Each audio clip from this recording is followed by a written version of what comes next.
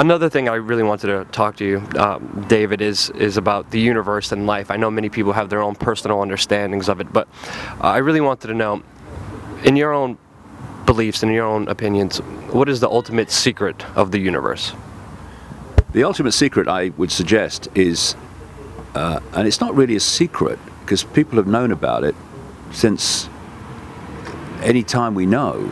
It's just that in the mainstream, that secret is a secret because it's suppressed from the population, because the liberation that the knowledge of that secret gives you in terms of power and perception of self and reality is so powerful that a population with any number of people, really, any sizable number of people in that awareness of this secret would never ever be able to be controlled by a few as people are today.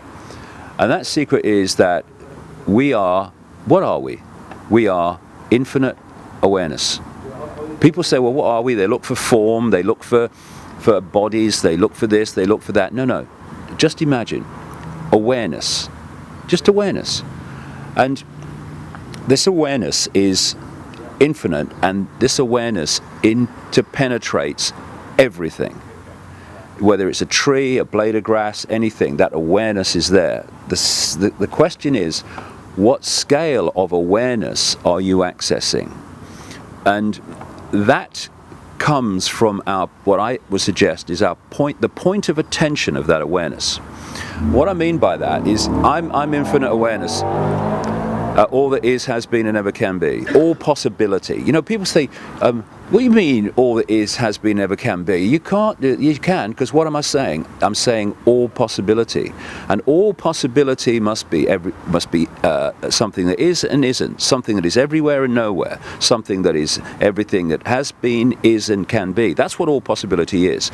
So we are all possibility awareness.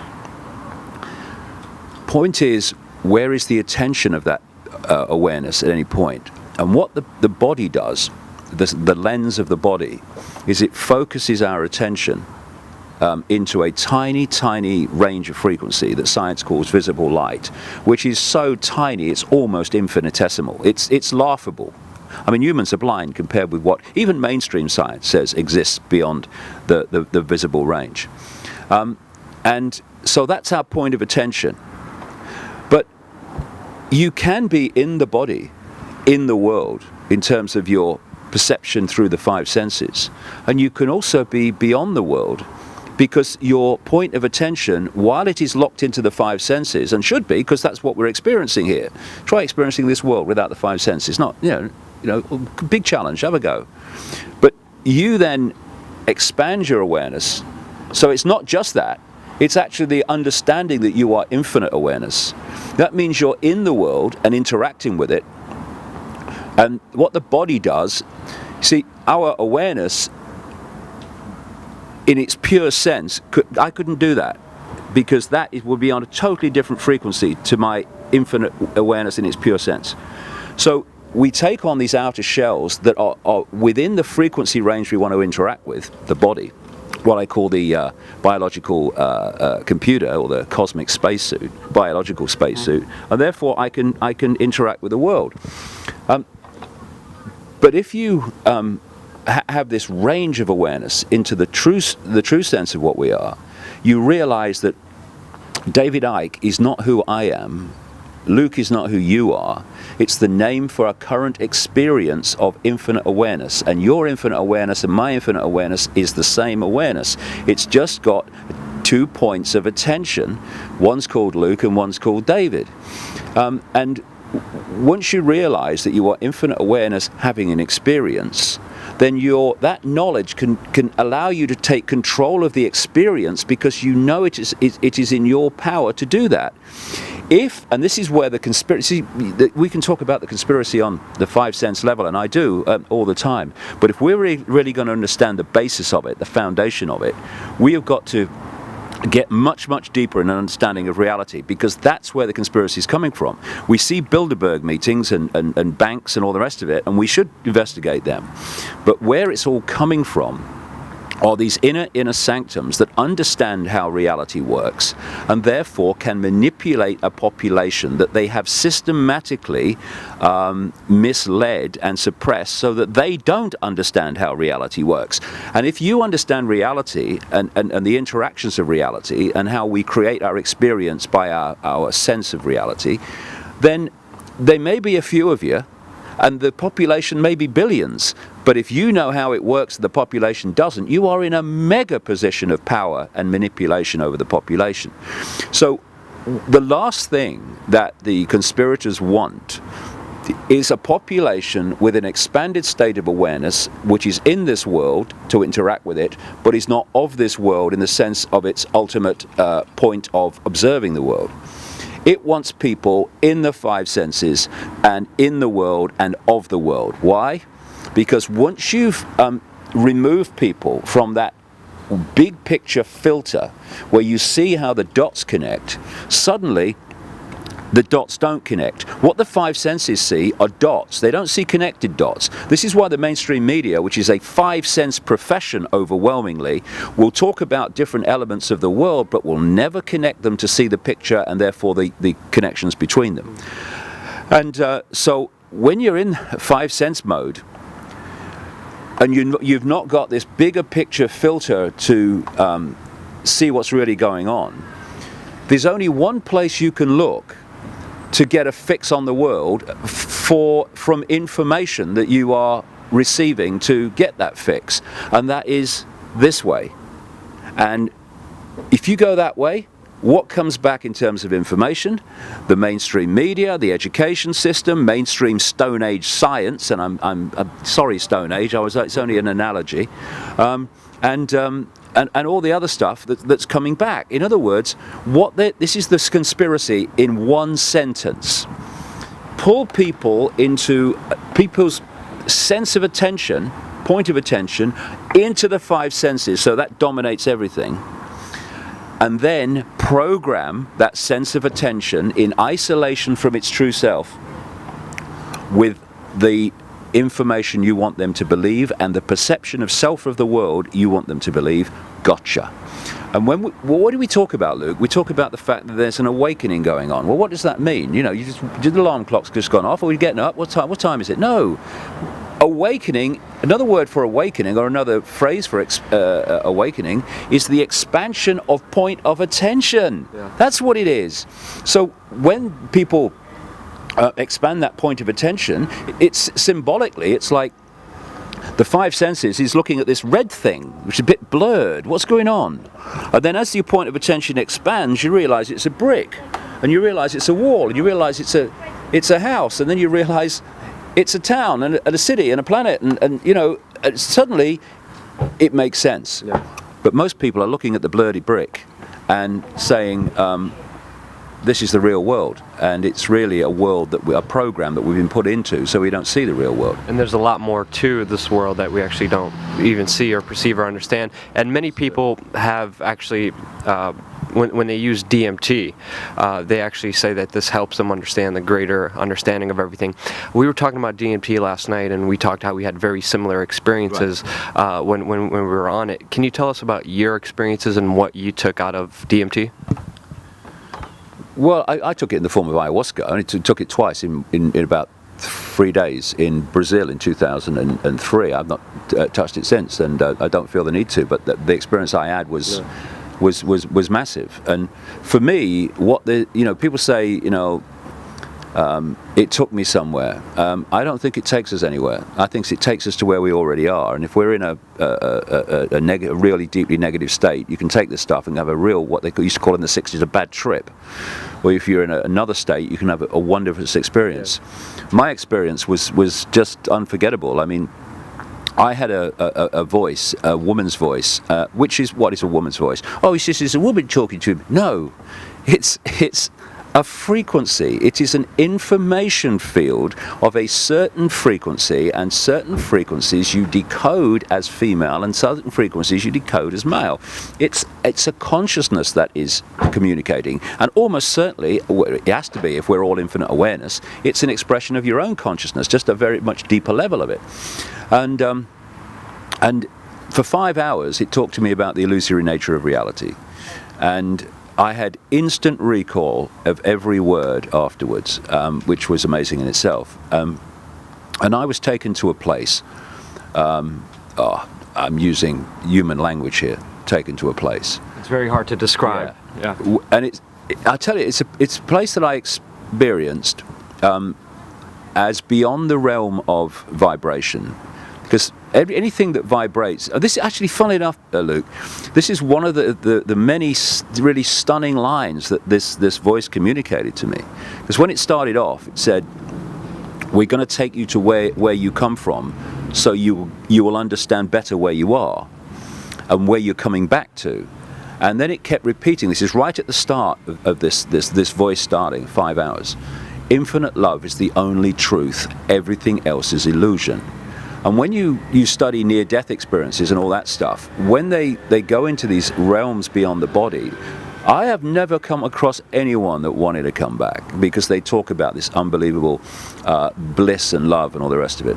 And anyway, I had this stunning line I was talking about at one point. It said, infinite love is the only truth, everything else is illusion. If it vibrates, it's illusion, right? Because the pure, infinite, all that is, all possibility, is still and silent. People think that things have to move to be something, and actually silence is all sound. It's all possibility waiting to manifest. So if I'm talking now, I have picked out of that infinite possibility of sound, I have picked out the words that I am talking. And when I stop, apart from the traffic, it's gone back into silence. Within the silence is everything. So I experience this as this silent stillness, as the infinite point of attention. And it took the form of this sounds really funny, but if you've experienced it, people know what I mean. I saw it as a shining blackness. Shining blackness. Now, years later, in fact, in the last 12 months, there was a doctor called Ibn Alexander, and he was, I think he's in New York, and he was a neurosurgeon. I think he still is. And he was one of these rigid kind of people. He admits it in his book. I was one of these rigid people that, obviously people would have near-death experiences when he was doing his surgery sometimes, and they'd tell him their stories. And as he said, I thought, oh, that's very interesting. A load of rubbish, but it's very interesting. And it was like mainstream. This is not possible. This world is all there is. And then he got it was a form of meningitis that was so bad that his brain shut down in every area apart from the most primitive level that was necessary to keep him alive. This man, in effect, died for 7 days. And this is the interesting point which he points out. When people talk about, and there's millions and millions of them now, when they talk about near-death experiences, the mainstream scientists, they go, oh, it's not impossible. And oh, please, God save us from science.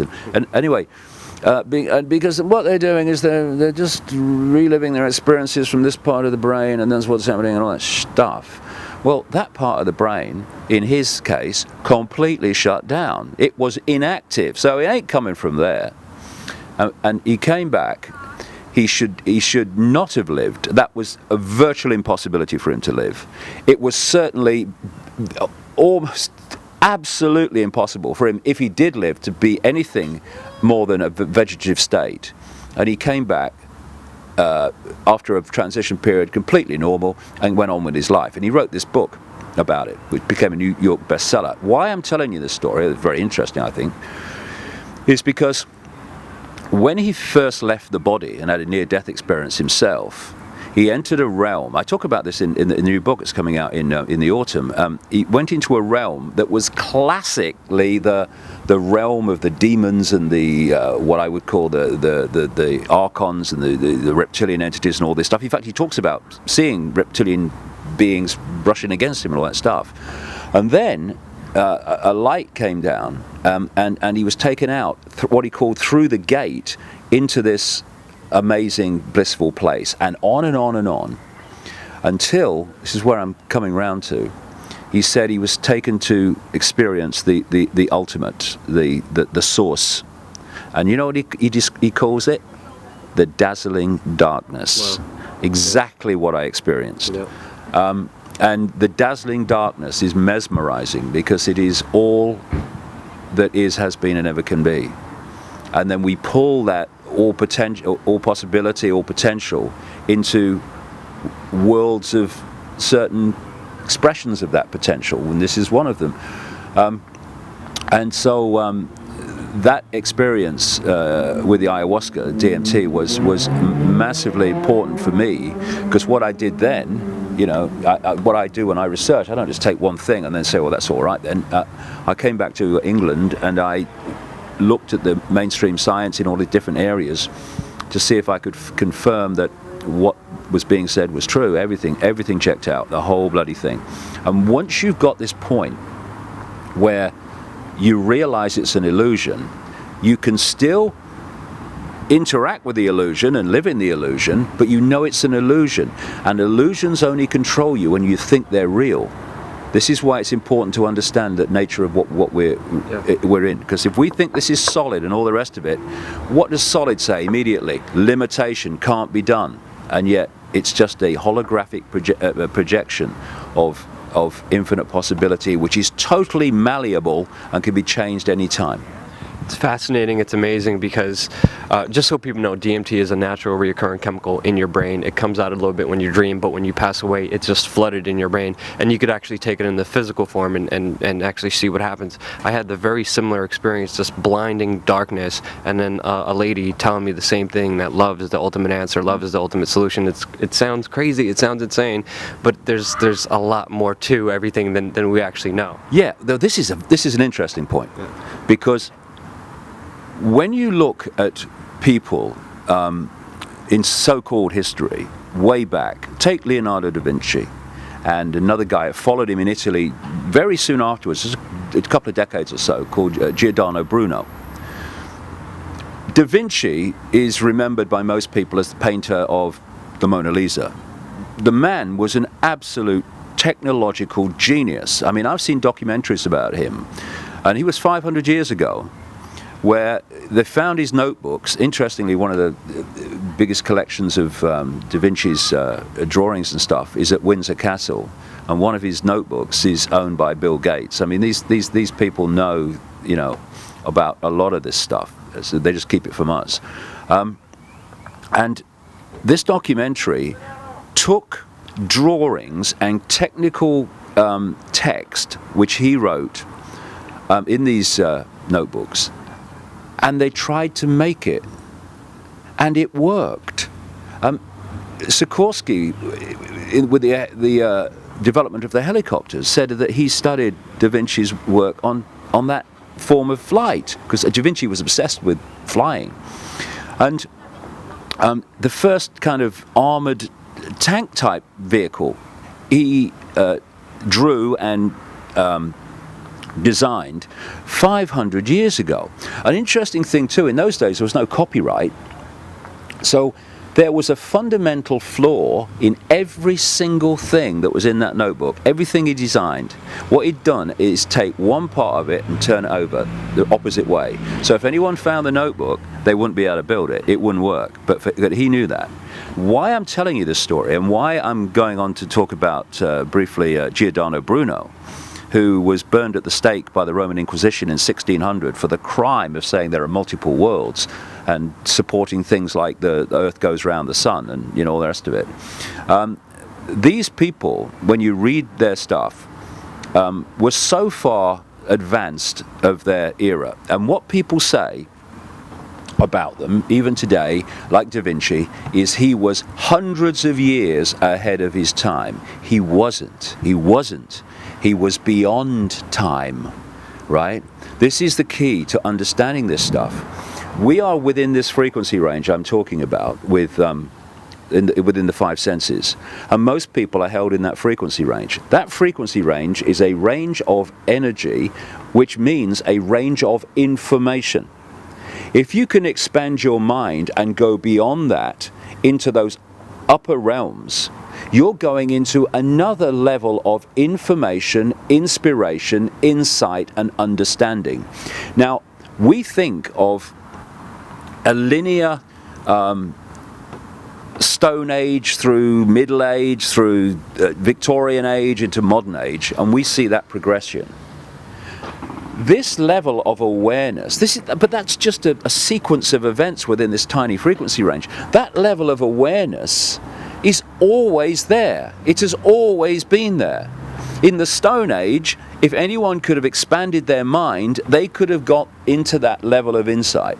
And all the people like Da Vinci are doing, and Bruno were doing, is in their era when most people were so suppressed, not least in those days because religion was absolutely squeezing people's sense of perception, they were going into these realms where this knowledge existed. And when they bring it from the unseen into the seen, they're caught ahead of their time, and all they do is accessing the library. So when you talk about, a female voice saying everything is love, and I talk about a female voice saying everything is love, and I see this sparkling darkness, and you see this sparkling darkness, and Ibn Alexander, the doctor, sees the dazzling darkness, all you're doing is expanding your mind and going into that level of reality where you can experience these things and get the insight from them. It is so simple. But the worst nightmare of the conspiracy is having people go in there because they see the bloody conspiracy. So you've got to keep them here, and that's what it's all about. That's what microchipping's about. That's what transhumanism is all about. It's about fusing microchips and fusing technology with the body to stop it being its true design, which is to be a vehicle for the body to experience this reality, but also allowing consciousness to expand beyond. They want to stop the second bit. That's what the microchip's about, really. I mean, many other things, but certainly that. Fascinating stuff. I know we were only supposed to do 5 minutes. I think we went way over that. 5 minutes with me. I've got verbal diarrhea. Amazing stuff. I just want to thank you so much for everything, Pleasure. David. DavidIcke.com. Check out the website, and just fascinating. The people's Appreciate voice. it. He's on it.